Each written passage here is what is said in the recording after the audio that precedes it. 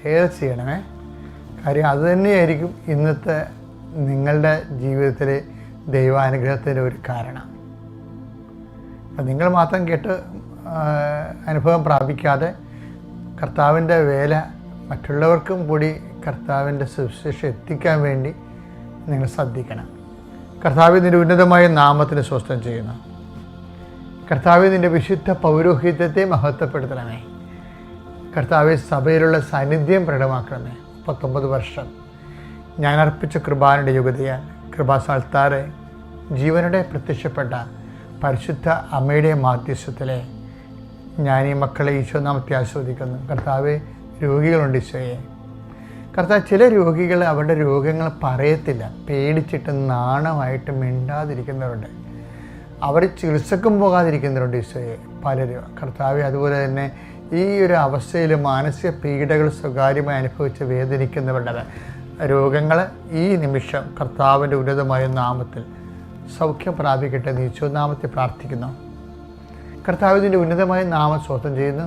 കൃപാസാൽത്താര ജീവനോടെ പ്രത്യക്ഷപ്പെട്ട പരിശുദ്ധ അമ്മയുടെ മാധ്യസ്ഥത്തിലെ ജീവിത ആവശ്യങ്ങളിലെ സംഭ്രമജനകമായ സങ്കടങ്ങൾ അനുഭവിക്കുന്നവർ, ഇതിൽ ഞങ്ങൾക്ക് മോചനമില്ല, ഞങ്ങൾ ഗതി പിടിക്കത്തില്ല, ഞങ്ങൾ തീർന്നു പോകുമെന്ന് ഓർത്ത് ആശങ്കപ്പെടുന്നവരെ അവിടെ മേൽ ഇന്ന് സഞ്ചാരി മാതാവ് കൃപാസനത്തിൻ്റെ അമ്മ പരിശുദ്ധ ദേവമാതാവിൻ്റെ പ്രത്യേക സാന്നിധ്യം കൊണ്ടാണ് പ്രാർത്ഥിക്കുന്നത്.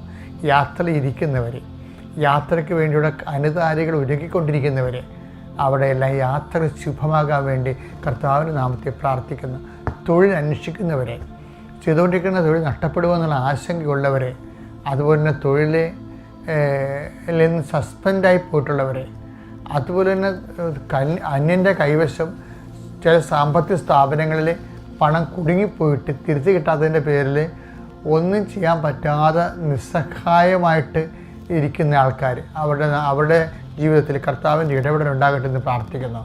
എൻ്റെ കർത്താവിൻ്റെ ഉന്നതമായ നാമത്തിലെ കുഞ്ഞുങ്ങളെ, അവരുടെ വിദ്യാഭ്യാസം, നീറ്റ് എഴുതുന്നവരെ, ഇന്ന് നീറ്റ് പരീക്ഷയാണ്. ഉടമ്പടി എടുത്തിരിക്കുന്ന അനേകം മക്കൾ നീറ്റ് പരീക്ഷ പങ്കെടുക്കുന്നുണ്ട്. അതുപോലെ ഈ പ്രാർത്ഥനയിൽ പങ്കെടുക്കുന്ന ആൾക്കാരും നീറ്റിലുള്ളവർക്ക് അവരുടെ മെരിറ്റ് കൊണ്ടല്ല, not by merit but by grace, അവരുടെ എല്ലാവിധ അയോഗ്യതകളെ അതിജീവിച്ചുകൊണ്ട് കർത്താവിൻ്റെ ശക്തി അവരിലേക്ക് പ്രവർത്തിക്കുകയും അവർക്ക് ഉന്നതമായ വിദ്യാഭ്യാസത്തിനുള്ള പുതിയ വാതിലുകൾ മാതാവ് തുറന്നു തരികയും ചെയ്യട്ടെ. എൻ്റെ കർത്താവിൻ്റെ ഉന്നതമായ നാമത്തിൽ സഭയുടെ അധികാരത്തിൽ കുരിശടയാളത്തിൽ ദൈവശക്തിയാൽ കുടുംബത്തിൻ്റെ ഏക വരുമാന മാർഗമായിട്ടുള്ള ആൾ രോഗിയായി കിടക്കുകയും വരുമാനം മുട്ടുകയും പീഡികക്കടലിൽ കടം കൂടുകയും മറ്റുള്ളവരിൽ നിന്നെല്ലാം കടം മേടിച്ചുകൊണ്ട് ജീവിക്കാൻ പോകുന്ന ഒരവസ്ഥയിൽ കുഞ്ഞുങ്ങൾ പോലും ഞങ്ങൾ ഇങ്ങനെയായി പോയല്ലോ എന്നോർത്ത് മനസ്സ് വിഷമിക്കുന്നവർ, അവരെല്ലാം സന്ധിക്കാൻ വേണ്ടി ദൈവത്തിൻ്റെ പുതിയ പദ്ധതി നിങ്ങളുടെ കുടുംബത്തിലേക്ക് കർത്താവ് തുറന്നു തരട്ടെ എന്ന് പ്രാർത്ഥിക്കുന്നു. കർത്താവിൻ്റെ ഉന്നതമായ നാമത്തിൽ സഭയുടെ അധികാരത്തിൽ ദൈവവിളിക്ക് വേണ്ടി ആഗ്രഹിക്കുന്നുണ്ട്. ദൈവവിളിക്ക് പോകണോ പോകണ്ടയോ എന്നൊക്കെ ഓർത്ത് ആശങ്കപ്പെടുന്ന മക്കൾക്ക് ഈ ഒറ്റ പ്രാർത്ഥന നിങ്ങൾ കേൾക്കുകയാണെങ്കിൽ അതിൻ്റെ അർത്ഥം നിങ്ങൾക്ക് ദൈവവിളി ഉണ്ടെന്നുള്ള ദൈവത്തിൻ്റെ ഒരു ഇടപെടലാണെന്ന് മനസ്സിലാക്കിക്കൊണ്ട് നിങ്ങൾക്ക് വൃത്തിയായ കൃത്യമായ ശക്തമായ തീരുമാനമെടുക്കാൻ കർത്താവിൻ്റെ ജോലി ചെയ്യാൻ കർത്താവ് നിങ്ങളെ സഹായിക്കട്ടെ. നിത്യം പിതാവും പുത്രനും പരിശുദ്ധാത്മാവിശ്വര എന്നേക്കും ആമേൻ. എൻ്റെ പ്രിയപ്പെട്ടവരെ, ഇന്നലെ ശനിയാഴ്ച സഭയിലെ 2 മഹാവിശുദ്ധന്മാരുടെ തിരുനാളായിരുന്നു. വിശുദ്ധ യാക്കോബിൻ്റെയും ഫിലിപ്പോസിൻ്റെയും. ഞാനിപ്പോൾ എന്തിനാണ് ഇങ്ങനെ പറയണമെന്നറിയാമോ?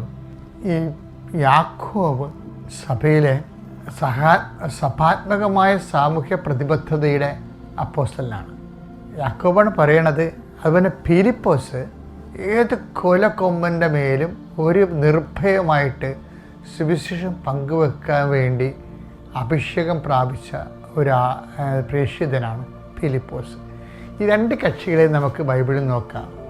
യാക്കോബ് പറയണമെന്ന് നോക്കിയേ, നിങ്ങൾ വിശന്ന് വരുന്ന ആൾക്കാരോട് അവിടെ ഇരിക്കുക, തീ കായുക എന്നൊക്കെ പറഞ്ഞാൽ മതിയോ എന്ന് ചോദിക്കണില്ലേ? എന്ന് വെച്ച് കഴിഞ്ഞാൽ സുവിശേഷത്തെ അവനവൻ്റെ ആത്മരക്ഷയ്ക്ക് വേണ്ടി ഉപയോഗിച്ച് ഇരുട്ടത്ത് അങ്ങനെ ക്രിസ്ത്യാനിറ്റി അങ്ങനെ വിശ്വാസം പരിപാലിച്ച് പോകാൻ പറ്റത്തില്ല എന്നുള്ള കാർക്കശ്യമായ നിലപാട്, സത്യസന്ധ നിലപാടെടുക്കുന്നത് ആദിമസഭയിലെ യാക്കോബാണ്.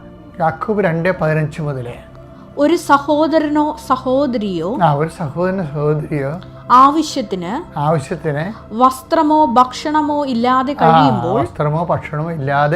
കഴിയുമ്പോൾ നിങ്ങളിൽ ആരെങ്കിലും ശരീരത്തിന് ആവശ്യമായത് അവർക്ക് കൊടുക്കാതെ സമാധാനത്തിൽ പോവുക, തീ കായുക, വിശപ്പടക്കുക എന്നൊക്കെ അവരോട് പറയുന്നെങ്കിൽ ചുമ്മാ മെയ്യിട്ട് കൊള്ളാത്ത കുറെ സാന്ത്വനവചനങ്ങൾ. അപ്പം അതിൻ്റെ അപ്പോസ്തല കാലത്ത് തന്നെ ഇതുപോലെയുള്ള കാപഠ്യം ഉണ്ടായിരുന്നല്ലേ എൻ്റെ അർത്ഥം. എന്ന് വെച്ച് കഴിഞ്ഞാൽ ഇതിൻ്റെ അകത്ത് വരുന്ന വിഷയത്തിൽ ഇതിനെ ബ്രേക്ക് ചെയ്യണ യാക്കോബാണ്. കാര്യം യാക്കോബ് പറയും, വിശ്വാസം കൊണ്ട് മാത്രം കാര്യമില്ല, വിശ്വാസം പ്രവൃത്തികളാൽ സാധൂകരിക്കപ്പെടണം.